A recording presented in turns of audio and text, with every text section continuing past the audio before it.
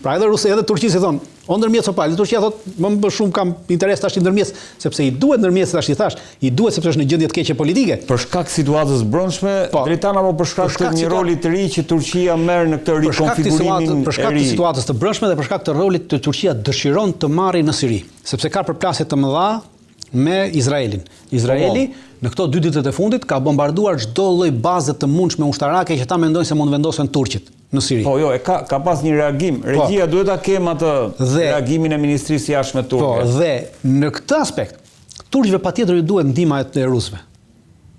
Dhe mbështetja politike e rusëve. Po mund t'ju duhet edhe mbështetja ushtarake nesër.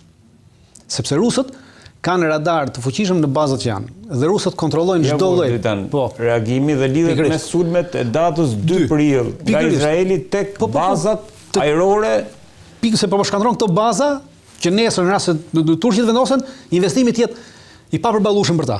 Pra po e bëjnë, po e kthejnë në gërmadha, po shkatërrojnë përpara se ti marrin turqit në mënyrë që në rast se vendosen, turqit thonë që më mirë nuk po vendosim në këtë bazë sepse ta ringrejmë këtë do investime të mëdha. Do i duhet Rusia për këtë po thua? I duhet Rusia në aspektin sepse derisa të vendosi këto baza, derisa të vendosi mbrojtjen kundërajrore të vetën në këto bazë. Do vendosi S-400 lexova. Pikërisht. Dhe kjo sa për 400 dhe do ishte era e parë që do ta përdori, sepse nuk mund ta përdori në kuadër të NATO-s, nuk mund ta përdori brenda Turqisë se ka një marrëveshje me Shtetet Bashkuara të Amerikës, por jashtë territorit mund ta përdori. Po për ta përdorur këtë territor, i duhet patjetër mbështetja ruse dhe komunikim rus. Prandaj futen rusët në lojë dhe rusët po lozin dhe po e faktorizojnë, po japin një ndihmë edhe në nivelin ushtarak, edhe në nivelin e mirëmbajtjes. Edhe diçka që i duhen rusët patjetër për këtë S-400 që do përdori nesër. Po, e lexova këtë, ishte interesant. Rusët, duke i dhënë këtë lloj ndihme, duke i dhënë këtë lloj përparësie, e shkëpusin nga Evropa dhe lënë sërish Evropën jetime. Pra, e kuptonin lojën që po bëhet? Fantastike. Unë të falenderoj shumë që domethënë e shpjegove këtë sepse kjo pjesa që e Lavrovit që kërkoi që bisedimin e zhvillimit stamboll realisht domethënë jo s'është jo, po që nga e goditur me objektiv të qartë. Shkëputje nga përpjekja për të bërë bashkë Evropën me Turqinë. E bukur shumë.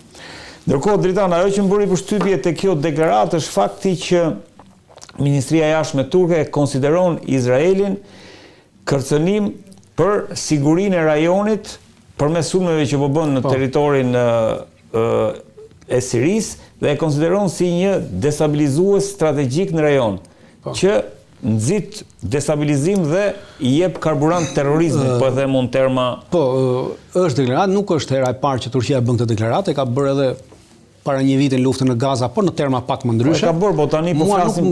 Kjo nuk më bën çudi. Ajo çfarë mua më bën çudi është që menjëherë pas asaj deklarate të Ministrisë së Jashtme turke ka dalë për herë të parë Ministria e Jashtme e Sirisë.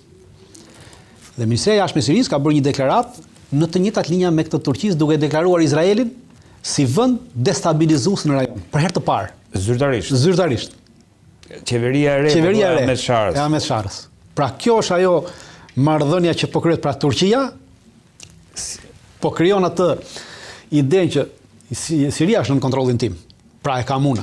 Dhe po ja jep mesazhin jo vetëm Izraelit, i cili ka kohë që po vërtet që Siria po kalon në kontrollin, po ju jep edhe vendeve tjera arabe, pra Katarit, Arabi Saudite dhe Emirateve, të cilat po mundohen me anë të fondeve ta marrin nën kontroll Sirinë. Ky është mesazhi. Ky është mesazhi i pasër për gjithë rajonin, që këtu jam unë, pra nuk jeni juve. Dhe unë jam faktori. Dhe për të mbajtur këtë faktor, si thash, vim sërish te marrëdhëniet e ty të ngushta, te marrëdhëniet që i duhet Rusia në këtë faktorizim, po edhe Shtetet Bashkuara të Amerikës. Dhe duke bërë ndërmjetësin e këtyre bisedimeve, pra automatikisht bën ndërmjetësin e këtyre bisedimeve dhe në këtë tavolinë do jenë turqit, rusët, amerikanët, ukrainasit. Pra, imagjinoni se si lodhet tavolina? Po. Jo, imagjinoj këto që janë jashtë tavolinës më shumë se sa. Janë tavolinës tash ju mbetën të vrasin vetëm se s'kan diplozë. Çfarë bën më? Se sa këta që janë. Ama gjermanët po mundohen, siç e thash, gjermanët po mundohen dhe kanë kuptuar lojën. Me aktin që bën. Me aktin që bën, po mundohen që nesër kur të shkohet te bisedimi për çështje të arkitekturës sigurisë evropiane, thotë prik ne jemi faktor, se jemi këtu, ti do bisedosh me mua. Ti s'mund të bisedosh me Turqinë edhe me atë. Pra do bisedosh me mua. Sa mundsi ka një përplasje reale Dritan se Izraeli e shoh që nuk ka ndërmend ta lejojë që Turqia të marrë këtë bazën në Palmira, T4 me shletzova. Izraeli po mundohet ta shkatërrojë bazën Palmira që ta bëjë të vështirë vendosjen e turqëve, por mendoj që turqit e kanë marrë parasysh dhe do ta vendosin bazën në Palmira. Në momentin që vendoset baza në Palmira, atëherë ose do të kemi një përballje midis izraelitëve dhe turqëve në Siri, ose do të vazhdojmë me proxy, pra turqit me vendosen e bazën në Palmira, ç'a bëjnë? Në rast se do të ndihmoj regjia me një të Sirisë. Nëse e gjemi hartë regjia, nëse është e mundur. Okej, ja. Baza në Palmira. Pra, imagjino, Izraeli është këtu poshtë. Po. Dhe këtu është në Palmira. Dhe në rast se do vendoset ajo S-400, që duan ta vendosin në Palmira, S-400 e ka mbulimin 500 km. Po. Pra 200 km është e gjitha kjo. Pra çdo lloj veprimtarie e avionëve izraelit, e aviacionit izraelit, kontrollohet nga turqit, dhe vendosin këtu. Nëse mbani mend, në fillim fare turqit u vendosën në malin Hermond. Mali Hermond. Izraelitët u vendosën në malin Hermond. Mali Hermond kontrollonte gjithë këtë rrezë me një deri në Turqi komplet veprimtarin. Tashmë çfarë bën vendosja e S-400 këtu? Neutralizon këtë, pra ju kontrollojnë, po edhe ne kontrollojmë. Pra nuk jeni ju të vetmit që kontrollojnë, dhe kjo humbet totalisht Izraelit kapacitetin e veta strategjike në këtë rajon. Jashtëvlerëson totalisht dhe ambulon. Vendosja e S-400 rus. Ka një gjë. Pse ju duhet rus? Sepse këtu, në këtë pikën këtu, janë të vendosur këtu në Latakia dhe në këtu janë të vendosur S-400 rus. Por problemi i S-400-ve cili është? Që e kanë ngritur amerikanët, se S-400 në momentin që janë në gjendje pune, komunikojnë me njëra tjetrën. Po. Pra rusët arrin të kontrollojnë çdo lloj gjë që kontrollojnë ta. E qartë. E kontrollojnë edhe rusët. Dhe nesër është marrëdhënia me Iranin. Pra, turqit shumë e komplikuar, e qartë. Fuqi strategjike ushtarake në këtë rajon në këtë moment. Dhe amerikanët kanë thënë dhe thanë pas takimit që ministri i jashtëm turk në Ukrainë, në vajtin në Amerikë, thanë që ne do t'i tërheqim bazat tona nga Iraku, nga Siria. Pse? Nga Siria dhe pjesa e kurdëve. Pse do t'i tërheqim bazat nga Siria dhe pjesa e kurdëve? Sepse vendosja e S-400-ve ndikon në avionët F-22 dhe F-35 që amerikanët po përdorin për të mbikëqyrur këtë territor. Dhe kjo është një arsye që kanë kërkuar Turqisë mos ta aktivizojë, sepse i merr të dhënat, pra S-400 merr të dhënat e avionëve F-35 dhe F-22 dhe kap konfigurimin e tyre, dhe në moment që kap konfigurimin e këtyre avionëve, e fut atë në bazë të këtij zbulimi të tyre strategjik të radarëve, dhe këtë mund t'i jepet nesër çdo lloj, pra mund t'i jepet nesër Iranit, mund t'i jepet nesër gjithku tjetër, dhe humbet fuqia e asaj që quhet e padukshëm stealth, sepse ai e krijon konfigurimin. E qartë. Dhe largojnë ata në mënyrë që këta të vendosin S-400-ën. Pra, çdo gjë matematik, çdo gjë e llogaritur dhe e mirë kalkuluar. Të falenderoj Dritan, ndërkohë Netanyahu apo Hungaria, thënë më ndryshe, nuk ka pranuar të zbatoj vendimin e gjykatës ndërkombëtare të Hagës, ndërkohë vetë Hungaria ka deklaruar që do të dalë nga ky institucion. Si e vlerëson aktin që ka bërë Hungaria, ndërkohë që Gjermania dhe Austria duket, domethënë e kanë, le të themi, e kanë qortuar Hungarinë për këtë gjë. Absolutisht. Vizita e Benjamin Milejkovskit, unë e quaj Milejkovski, për arsye Milejkovski, sepse emri i tij vërtet është Milejkovski. Nuk është Netanyahu. Po. Është polak. Është polak. Po. Të gjithë kryeministrat e Izraelit kanë ndryshuar emrat dhe mbiemrat. Për të paraqitur sikur janë në vendas, sikur kanë lidhje me lindjen e mesme, ata s'kan asnjë lidhje me lindjen e mesme. Janë të gjithë hebrej të ardhur nga Evropa. Po në Evropë kanë të lindur dhe rritur në Evropë gjithë jetën e tyre. Pra nuk kanë lidhje fare me atë territor atje. Dakor. Janë pushtues. Për të shkëputur nga ideja e pushtimit kanë ndryshuar emrat. Se Benjamin Netanyahu nuk e ka ndryshuar jati i tij. Pra emrin e ka bërë Netanyahu, se e kanë Milejkovski. Se kjo dihet se nga Europa kanë ardhur, kështu që po. Dhe vendimi i Hungarisë për të dalë nga gjykata ndërkombëtare e Hagës është një vendim i cili për të aktivizuar dhe për të bërë do t'i marrim mbi një vit kohë, pra sepse janë procedura për daljen. Për daljen e kësaj, dhe kjo do të dobësoj pjesëmarrjen e Hungarisë në Kombet e Bashkuara dhe sidomos në Këshillin e Sigurimit. Pra, Këshilli i Sigurimit ka 5 vende permanente dhe vendet e tjera jo permanente, siç kemi qenë edhe neve që mund të marrin. Penmbajtës. Po, dhe Hungaria në këtë moment e përjashton veten nga penmbajtja e kësaj automatikisht, pra se do të kanë pasoja në vendimarrjen e tyre. Dhe do të thotë që Hungaria mbështet totalisht genocidin e shtetit Izraelit në Palestinë. Me këtë akt. Me këtë akt. E para, e dyta, e ka ndihmuar Benjamin Milejkovskin të dali nga izolimi, sepse është një person i izoluar, duke qenë se ka fletarrest ndërkombëtar, ai mund të shkojë vetëm në Shtetet e Bashkuara të Amerikës dhe në Hungari që vend që ka deklaruar që nuk ta zbatojë dhe do të dali nga kjo. Është një lëvizje e bërë politikisht për diversion politiko-mediatik. Pra Hungaria ka vendosur të lozi në shërbim të Izraelit për të bërë një diversion politiko-mediatik. Për të sfiduar... Jo, është diversion politiko-mediatik në aspektin për të hequr e para, për të hequr vëmendjen nga genocidi që po vazhdon të ndodhi në Gaza, vetëm dje izraelitët kanë bombarduar dhe kanë vrarë 110 persona në Gaza, nga këta 64 janë gra dhe fëmijë. Vazhdon fashizmi dhe terrorizmi i shtetit Izraelit ndaj tyre, pra një shtet terrorist. E kanë bërë për të hequr vëmendjen sepse dje në Kongresin Amerikan është votuar për 4 amendamente. Kanë pasur 4 amendamente nga disa deputeta kongresmen amerikan për të ndaluar ndihmën ushtarake amerikane ndaj Izraelit derisa Izraeli të ndalojë genocidin në Gaza. Dhe dje është votuar në Kongresin Amerikan 4 këto amendamente janë hedhur poshtë nga Kongresi Amerikan me shumicë votash. Pra do vazhdoj Kongresi Amerikan të mbështesi Izraelin në genocidin e tij në Gaza. Pra Shtetet e Bashkuara të Amerikës po bëhen pjesëmarrës në këtë genocid. Pra Senati hedh poshtë. E treta, që është edhe kryesorja dhe që ka lidhje gjeostrategjike në rënë është Shtetet e Bashkuara të Amerikës i kanë bërë para 4 ditësh një ultimatum qeverisë libaneze që të çarmatosi Hezbollahun, i kanë lënë një afat kohor të caktuar. Shtetet e Bashkuara. Po, Shtetet e Bashkuara, ose në rast se nuk arrin të çarmatosin, atëherë ata do të mbështesin një pushtim total të Libanit nga ana e Izraelit. Do ta mbështesin ata ushtarakisht. Dhe pse po e bëjnë këtë? Pra, është bërë lëvizja e Netanyahu dhe ne merremi me të gjithë bota merret me Netanyahun. Dhe me deklaratën e Orbanit thonë ne do dalim nga Po punë e madhe se del Orbani nga ajo. Ka një problem. Le të dalim, s'ka asnjë. Le të dali. Por gjitha kjo është bërë që të hiqet vëmendja nga këto që thash. Dhe kryesorja është kjo, pse Shtetet e Bashkuara të Amerikës kanë kuptuar gjë tashmë, duke qenë se Shtetet e Bashkuara të Amerikës nuk e sulmojnë dot Iranin direkt. E kemi diskutuar edhe para, sepse kanë filluar nuk mund atëherë çfarë bëjnë. Atëherë ata e fusin në luftë Izraelin me Libanin, pra japin të drejtë Izraelit të ripushtojë Libanin, të hyjë në luftë duke mbështetur ushtarakisht, me shpresën që Irani do ndërhyjë për të mbrojtur Hezbollahun. Pra do godasi forcat amerikane që do mbështesin forcat izraelite. Dhe në këtë moment ta përdori para Kongresit si justifikim që Kongresi japi leje që të sulmojë Iranin, sepse ndryshe nuk mundet ta sulmojë Iranin. Ajo që diskutuam herës tjetër, domethënë që duhet një leje nga Kongresi për ta bërë. Këtu po shkojnë drejt kësaj, pra të detyrojnë. Ky është provokimi që po tentojnë të bëjnë. Për të goditur Iranin më pas. Për të goditur Iranin më pas në mënyrë që të thyejnë BRICS-in. Irani është qendra e BRICS-it, e lëvizjes të madhrave në BRICS. Të keni gjë parasysh.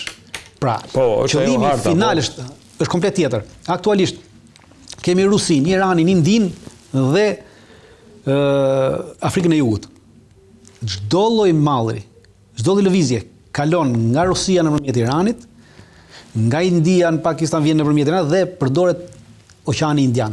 Është nyja kryesore. Oqeani Indian është nyja kryesore. Në rast se sulmohet Irani, komplet ky territor ku kalojnë anijet bëhet territor lufte i pakalueshëm për bizneset indiane, për mallrat indiane dhe kineze. Dhe kështu që thyet fuqia ekonomike e BRICS-it. Absolutisht, aty ku është. Dhe mallrat ruse nuk dalin dot më në Evropë, sepse rrugët kanë mbyllur, po çfarë bëjnë? Tashmë vinë në Iran dhe nga portet e Iranit po shpërndahen në pjesën tjetër të botës. Dhe në rast se ti e sulmon Iranin, pra nuk shpërndahen dot më këto mallra. Pra mbeten të izoluar ekonomikisht Rusia, mbeten të izoluar ekonomikisht India, sepse nuk ka se si ti marri mallrat edhe që ato që merr nga Rusia dhe mbetet e izoluar pjesërisht Kina. Pra madje se pra e gjitha kjo është një lojë e madhe për të goditur BRICS-in. Pra po futja e Iranit në këtë valle është për të goditur BRICS-in. Që është organizatë ekonomike. Akoma s'është kthyer në organizatë. Akoma s'është kthyer në ushtarake, politike, po është organizatë ekonomike, e fuqishme, ekonomike. Për këtë arsye, pra në rast se angazhohet Irani në këtë luftë nëpërmjet këtij kurthi që po bëjnë amerikanët pra në Liban, atëre nuk është çudi që të shkojmë drejt një lufte përballje për arsye se mund ndërhyjnë kinezët e rusët. Një nga ministrat kinezë në fakt ka garantuar që nëse goditet Irani do ishte çmenduri dhe kjo do të pikërisht kjo është. Ndërkohë edhe Rusia, siç e tham në fillim, domethënë e diskutojmë në një emision tjetër, sepse është e gjatë për të diskutuar, duhet marrë asaj pikat asaj marrëveshjes që ka bërë në janar Rusia me Iranin. Dhe në ato pikat është një marrëveshje me presidentin. Po, marrëveshja e tyre e bashkëpunimit që ka 47 pika, në ato pika përcaktohet qartësisht se çfarë do të ndodhi në rast se ndodhi një gjë e tillë. Pra ato janë pikat kryesore. Prandaj thash edhe kinezët tashmë kanë dalë dhe kanë mbrojtur Iranin në këtë aspekt, pra edhe ata kanë thënë që ne do të jemi në ndihmë Iranit, pra do të kemi një përplasje të madhe. Po, ja ta citoj të përfaqësuesin kinez, që thotë reagimi juaj i parë ndaj një sulmi kundrejt këtyre institucioneve bërthamore të Iranit do të jetë dhe reagimi juaj i fundit, sepse domethënë reagimi jon do të jetë i paimagjinshëm. Do të japim çdo lloj ndihme Iranit nga ana ushtarake dhe kemi gjë parasysh. Kinezët kanë prej vitit 2019 kanë prodhuar një lloj raketësh D-24 dhe D-26. Janë 2 raketa detare, të cilat kanë kapacitetet të fundosin aeroplan mbajtëset. Pra një raketë e tillë mund të fundosë një aeroplan mbajtëse. Dhe ato kanë kapacitetin e tyre, rrezën e tyre të veprimit deri në 4000 kilometra. Dhe mendohet që kinezët aktualisht nuk ja kanë dhënë iranianëve këto raketa, por në rast të një acarimi të konfliktit eventualitet mund të japin, dhe me këto raketa iranianët mund të shkatërrojnë çdo lloj aeroplan mbajtëse amerikane. Dhe imagjinoni një aeroplan mbajtëse amerikane ka 5000 forca brenda, aq sa ka vendosur Gjermania në Litoni. Jo, kanë thënë ata, gjitha janë rrezik, gjitha bazat. Prandaj them që çdo lloj, pavarësisht këtyre marrëveshjeve, pavarësisht këtyre diplomacive kreative që bën Rusia, pavarësisht këtyre takime që bëhet, në rast se do të kemi një konflikt ndërmjet Shtetit Bashkuar të Amerikës dhe Iranit, unë mendoj që çdo lloj bisedimi që është bërë deri tash do të bëhet zero, pasi përplasja në rast se kemi pasur frikë se lufta e tretë botërore do të ndodhte midis të mëdhejve në Ukrainë, jo, lufta e tretë botërore, pra konvencionale, do të mbetet në nivelet konvencionale, do të bëhet në Iran ndërmjet tyre 3 fuqive, pra rusët, kinezët edhe amerikanët. Dritan, të falenderoj shumë që të kisha. Kënaqësi si gjithmonë edhe realisht e vlerësoj sepse na i hap syt për sa i përket domethënë këtyre disa lajmeve që ne përpiqemi t'i lidhim, por nuk ja gjejmë dot ato fije të padukshme. Kënaqësi që të kisha. Ndërkohë, regjia le të vijë ftuari tjetër.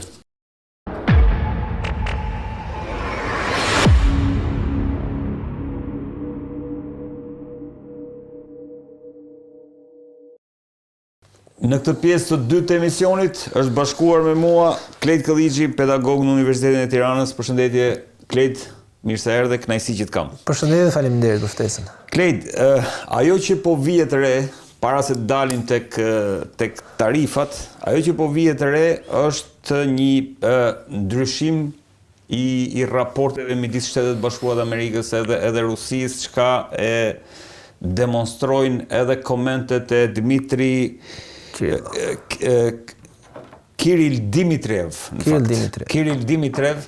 i cili ndodhet në Washington dhe ka bërë këtë koment good weather in Washington DC, çka është një njeri që ka dhënë disa intervista, edhe në Fox News, ka folur për një ndryshim radikal të raporteve midis Shtetit Bashkuar të Amerikës edhe Rusisë.